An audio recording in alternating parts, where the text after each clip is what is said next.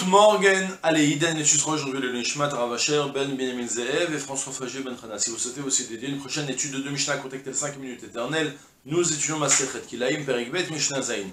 Aya Rosh Tor Chitim Nichnas, Betor Shel Seorim, Mutar, Mipene Sheu Nira Kesov Sadeu. Shelo Chitim Veshel Chavero Min Acher, Mutar Lismoch Lo Meoto Amin. Shelo Chitim Veshel Chavero Chitim. מותר לסמוך לו תלם של פשטן, ולא תלם של מין אחר. רבי שמעון אומר, אחד זרע פשטן, ואחד כל המינים. רבי יוסי אומר, אף באמצע שדהו, מותר לבדוק בתלם של פשטן. On continue dans notre Mishnah, avec le principe évoqué dans la Mishnah précédente, qu'un paramètre qui définit, qui influe énormément dans les Chot Kilaim, ce n'est pas uniquement, est-ce que concrètement les racines se mélangent ou puisent des forces l'une de l'autre, ce n'est pas l'unique paramètre qui définit, il y a aussi un paramètre très important, c'est est-ce que les choses paraissent mélangées n'importe comment. Soit, il y a un Tiferet Israël ici qui dit une phrase très importante, je ne sais pas si c'est admis de tout le monde, je suis étonné parce que concrètement il rapporte en tout cas que l'interdit de la Torah, de planter des kilaïm, c'est uniquement lorsque tu prends des espèces différentes en main et que tu les sèmes ensemble. Ouais, comme ça il nous dit, la Torah lo asra, je lis dans le Tiferet Israël, haute même bête, en plein milieu, vers la fin même. La Torah lo asra kilaïm rak kshezar'an bemapolet yad. La Torah n'interdit les kilaïm que lorsque tu les plantes comme ça en plantant toutes les graines mélangées en même temps. Par contre, verak chachamim asru. Gam Shalom et Polatiad Meshumartain, les Chachamim ont interdit même lorsqu'il n'y a pas, tu les as pas jeté les graines toutes ensemble, à cause de l'interdit de Kilaïm, parce que alors tu veux planter l'un et après l'autre. Comme ça c'est rapporté, je ne sais pas si c'est admis de tous, je ne prends pas de garantie, le Tiferet Israël, c'est un pirouche extraordinaire, mais qui rapporte énormément de chidushim très personnels dans plein d'endroits, donc il vaut mieux être sûr que ce qu'il dit c'est admis tout le monde, c'est possible que lui il a vu. Des fois il peut prendre un avis et partir selon cet avis parce que c'est l'avis qu'il a trouvé le plus juste dans la Mishnah, mais concrètement qu'il ne va pas suivre la halakha. C'est des... D'accord. On n'est pas... Donc, pour le moment, on retient l'idée malgré tout que un paramètre qui influe énormément les kilaïm, c'est ce que les choses paraissent mélangées. Selon ce qu'il dit le Tiferet Israël, si ça paraît mélangé, alors on soupçonne que tu as semé de manière mélangée. Et c'est là notre problème en réalité. D'accord ? Maintenant, de ce fait, je vous dis à l'oral d'abord la première situation qu'on a dans notre Mishnah.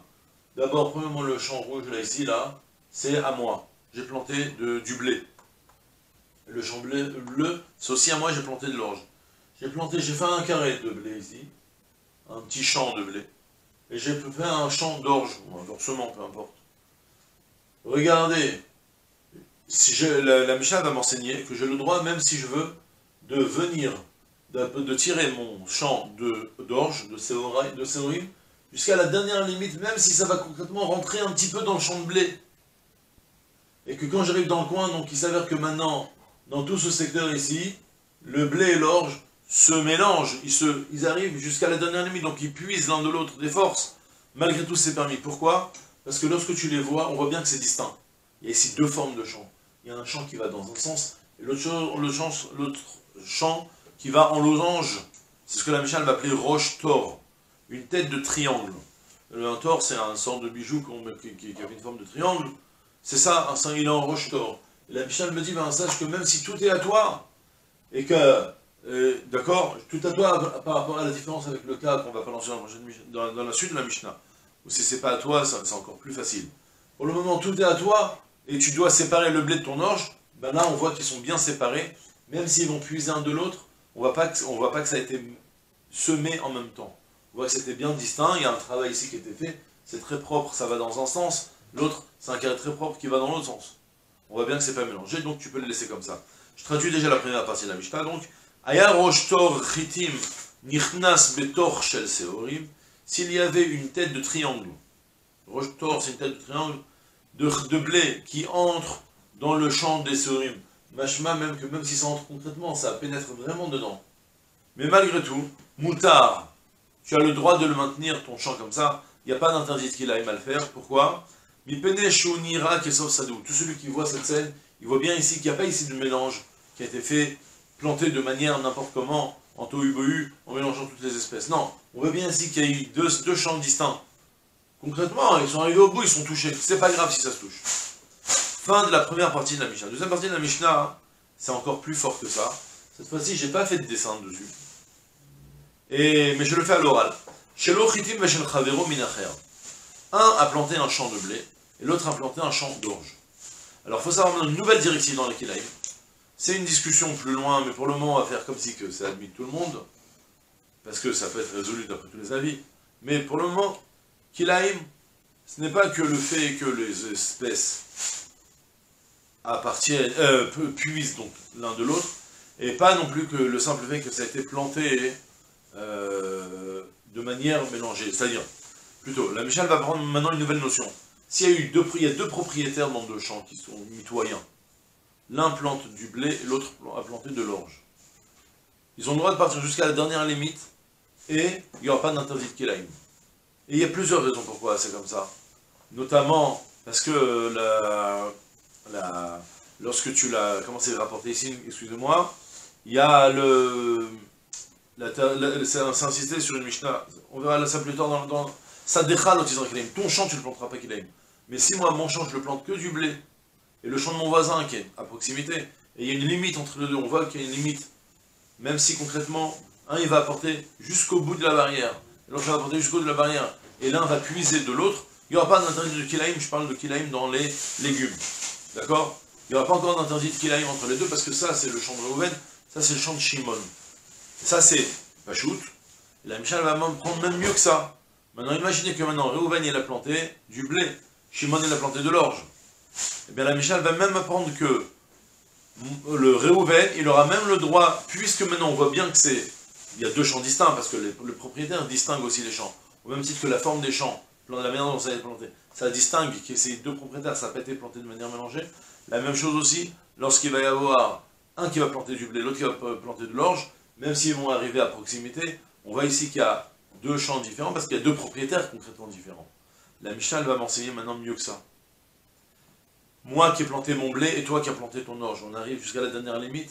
S'il me reste maintenant une petite parcelle à moi à boucher et j'ai plus de graines de blé, j'ai même le droit de rajouter de l'orge, figurez-vous.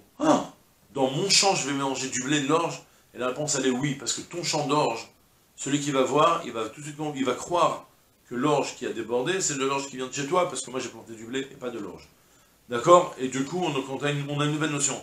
À part le fait dont les choses sont perçues à la vue, il y a aussi un autre facteur qui influence, c'est le fait qu'il y a deux propriétaires différents sur les deux champs, donc l'un ne peut pas interdire l'autre, et mieux que ça maintenant, je vais même pouvoir sauver le fait que je suis mitoyen maintenant avec lui, pour déborder un petit peu l'espèce que lui il fait, parce que celui qui va voir, il va se dire, ah, ce qu'il y a ici, l'orge qu'il y a, c'est le champ du propriétaire de l'orge qui a débordé chez moi.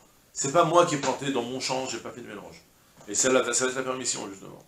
Donc, Shelo chitim veshel chavero min acher, je reprends la suite de la Mishnah. Donc, moi qui avais du blé, et l'autre il a planté une autre sorte. Mutar lismoch lo meoto amin. On aura le droit de planter à proximité de la limite, ce qui appartient au voisin, la même espèce, je peux la planter. Même si maintenant il s'avère que maintenant, moi, dans mon propre champ, je plante mon blé, et je plante mon orge sans distinction, puisqu'on voit que le champ d'orge t'appartient à toi, et qu'on voit ici qu'il y a ici deux petits sillons d'orge, c'est qu'apparemment tu as débordé chez moi, je t'ai laissé, mais on voit ici qu'il y a deux propriétaires, donc il n'y a pas de mélange. Ensuite, nouvelle partie de la Mishnah, cette fois-ci on va passer sur la suite du dessin. Regardez ici, je vous le fais d'abord à l'oral, il y a ici un champ de blé, et ici un champ de blé. Ça c'est le champ de blé de Reuven, ça c'est le champ de blé de Shimon pour le moment. Et la question va être de savoir, j'ai envie de planter une rangée de quelque chose différente. Est-ce que j'ai le droit de le faire? Alors sur tous les légumes, j'ai pas le droit de le faire. À une exception, c'est si je veux planter du lin. Le lin, on a déjà évoqué que c'est une plante qui puise beaucoup de force de la terre, qui demande d'ailleurs une terre très fertile et de bonne qualité. Et du coup, j'ai voulu faire un petit test, voir est-ce que mon champ il est apte à faire sortir du lin. J'ai planté une rangée de lin entre nous deux. La Mishnah me dit que j'ai le droit de le faire.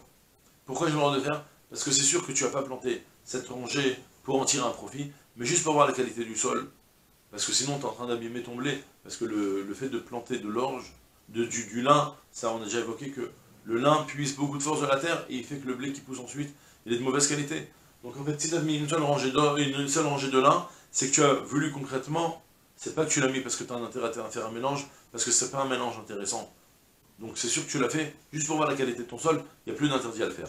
C'est ce que la Mishnah me dit, Shelo chitim, mais shel chavero chitim. Si moi j'ai planté du blé, et mon voisin il a planté du blé, mutar lismoch lo telem shel pishtan, j'ai le droit de lui mettre un sillon rempli de pishtan entre les deux.